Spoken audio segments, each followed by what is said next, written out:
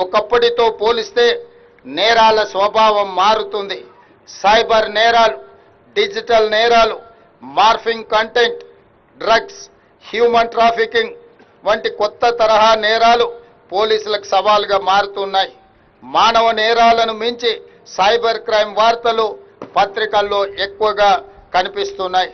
Technology రూపంలో ఎదురవుతున్న సవాళ్లకు టెక్నాలజీతోనే తెలంగాణ పోలీసులు సమాధానం చెప్తున్న తీరు ఈరోజు మనం అభినందించాల్సిన అవసరం ఉన్నది. సాంకేతికత వినియోగంలో తెలంగాణ పోలీసులు అందరికంటే ముందంజలో ఉండడం మనకు గర్వకారణం. సైబర్ నేరాలను ఎదుర్కొనేందుకు డీజీపీ స్థాయి అధికారి ఆధ్వర్యంలో సైబర్ సెక్యూరిటీ బ్యూరోను ఏర్పాటు చేశాం. ఈ విభాగం అత్యంత సమర్థవంతంగా విధులను నిర్వహిస్తూ దేశంలోనే ద బెస్ట్గా నిలిచింది. సైబర్ నేరగాళ్లను అరికట్టడానికి అంతర్రాష్ట్ర ఆపరేషన్లు సైతం నిర్వహిస్తున్న తెలంగాణ పోలీసులకు యావత్ దేశం అభినందనలు తెలియజేస్తుంది. తీవ్రవాదం, మావోయిస్టు కార్యకలాపాలు గతంలో రాష్ట్రంలో విస్తృతంగా జరిగేవి. కానీ నేడు పోలీస్ శాఖ చర్యల వల్ల శాంతి నెలకొంది. మావోయిస్టు ఉద్యమంలో ఉన్న అజ్ఞాత నాయకులను జనజీవన స్రవంతిలో కలవాలని నేను వారికి ప్రత్యేకంగా విజ్ఞప్తి చేస్తున్నాను. ఇటీవల కొందరు మావోయిస్టు కీలక నాయకులు లొంగిపోయిన విషయం మీ అందరికీ తెలిసిందే.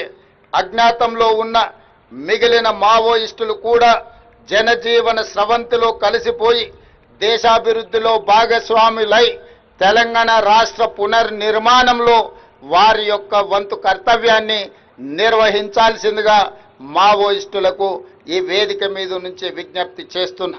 రాష్ట్రంలో శాంతి భద్రతలు నెలకొన్నప్పుడే, పెట్టుబడులకు రక్షణ కల్పించినప్పుడే రాష్ట్రం యొక్క ఆర్థిక వ్యవస్థ బలపడుతుంది. నిరుద్యోగ యువకులకు ఉద్యోగ ఉపాధి అవకాశాలు కల్పించబడుతుంది. కాబట్టి ప్రజల యొక్క సమస్యల్ని పరిష్కరించడానికి మీ ఆలోచనలు ఏమైతే ఉన్నాయో ప్రజాస్వామిక విధానంలో ప్రభుత్వాలకు సహకరించి ఆ కార్యక్రమాలను ముందుకు తీసుకెళ్లడానికి జనజీవన స్రవంతిలో కలవాల్సిందిగా మావోయిస్టులకి వేదిక మీద నుంచి విజ్ఞప్తి చేస్తున్నాను. ప్రజా సంక్షేమం పట్ల నిబద్ధతతో పనిచేసిన అధికారుల కృషిని మా ప్రభుత్వం గుర్తించింది. పోలీస్ శాఖలోని పలు కీలక విభాగాల్లో అర్హత కలిగిన మహిళా ఐపీఎస్ అధికారులకు పోస్టింగులు ఇచ్చి దేశానికే ఆదర్శంగా నిలబడినం.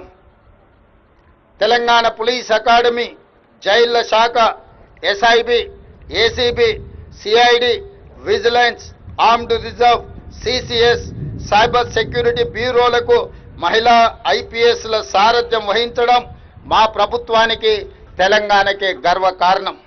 హైదరాబాద్, సైబరాబాద్, రాచకొండ ఈ కీలక పోలీస్ కమిషనరేట్లలో జోన్ డీసీపీలుగా 7 మహిళా అధికారులే.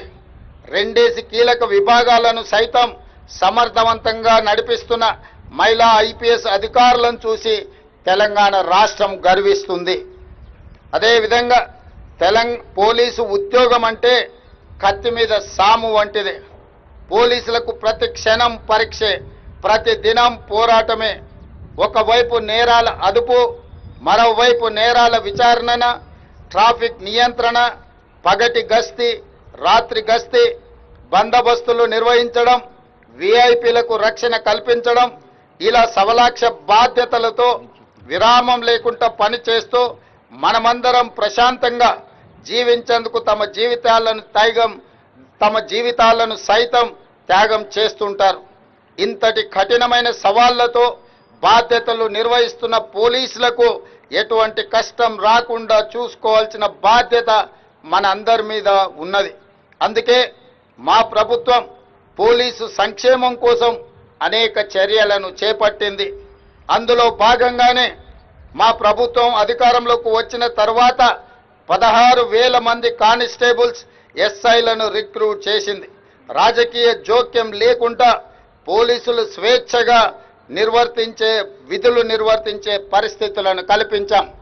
మీకు కేటాయిస్తున్న పోస్టులు, ఇస్తున్న అవకాశాలకు ఇలాంటి పైరవిలకు గాని రాజకీయ ఒత్తిడులకు అవకాశం లేకుండా మీ సమర్థత ప్రాతిపదికన, మీ అనుభవం ప్రాతిపదికన వివిధ హోదాలలో మిమ్మల్ని నియమిస్తూ మీరు పూర్తి స్వేచ్ఛగా పనిచేయడానికి తెలంగాణ రాష్ట్ర ప్రభుత్వం అండగా నిలబడుతుంది.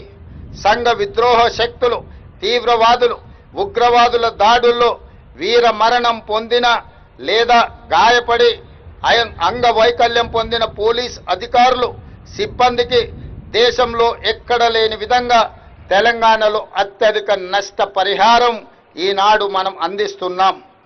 విధి నిర్వహణలో వీరమరణం పొందిన పోలీసు కుటుంబాల్లో ఒకరికి ప్రభుత్వ ఉద్యోగం, ఇంటి స్థలం, వారి పిల్లలకు రెసిడెన్షియల్ స్కూళ్లలో ఉచిత విద్య, వైద్యం, బస్ పాస్ సౌకర్యం తదితర పథకాలను అందజేస్తున్నాం. మెడికల్ సీట్లలోనూ పోలీసు అమరుల పిల్లలకు ప్రత్యేకంగా సీట్లను కేటాయిస్తున్నాం.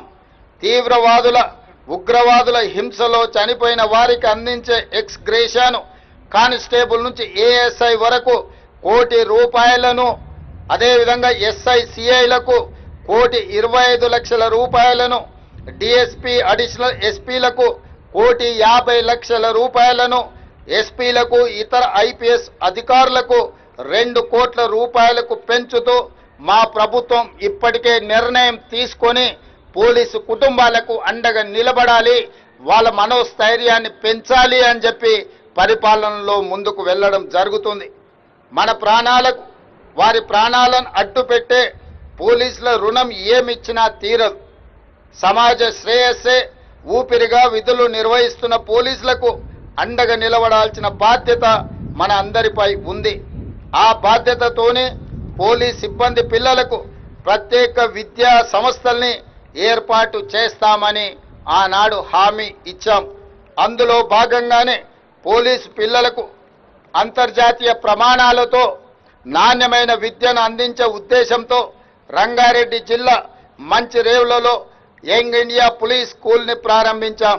ఇందులో 50% సీట్లు పోలీస్ సిబ్బంది పిల్లలకు, మిగతా 50% సాధారణ పౌరుల పిల్లలకు కేటాయించాం.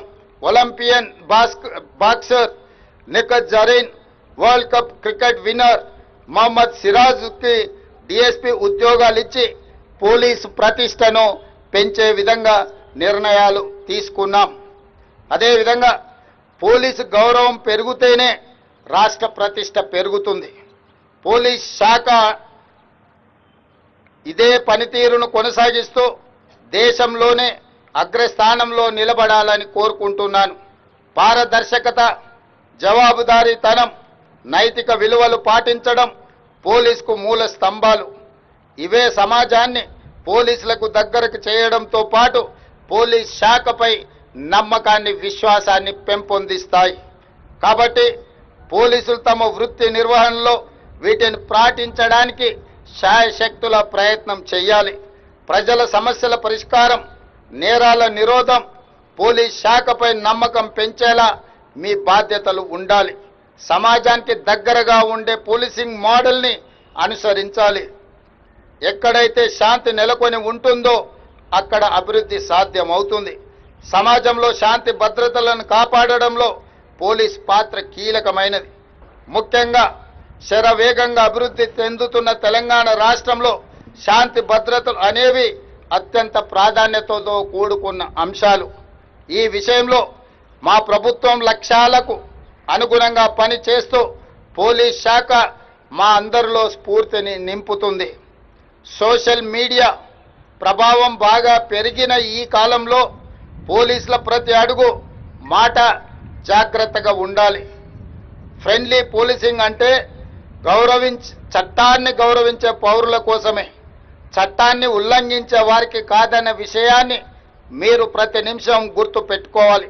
ప్రజాస్వామ్య పాలనలో ప్రజల హక్కులను కాపాడుతూ వారి సమస్యలను తెలియజేసేందుకు చేపట్టే నిరసన కార్యక్రమాలకు పోలీసులు అనుమతి ఇస్తూనే ఈ సందర్భంలో సాధారణ ప్రజలకు ఇబ్బంది కలగకుండా ఎంతో సున్నితంగా బాధ్యతగా వ్యవహరించాలి. సమాజంలో శాంతి భద్రతలను సుస్థిరంగా ఉంచేందుకు పాటుపడే క్రమంలో విధి నిర్వహణలో తమ ప్రాణాలను అర్పించిన పోలీసు అమరవీరుల త్యాగాలు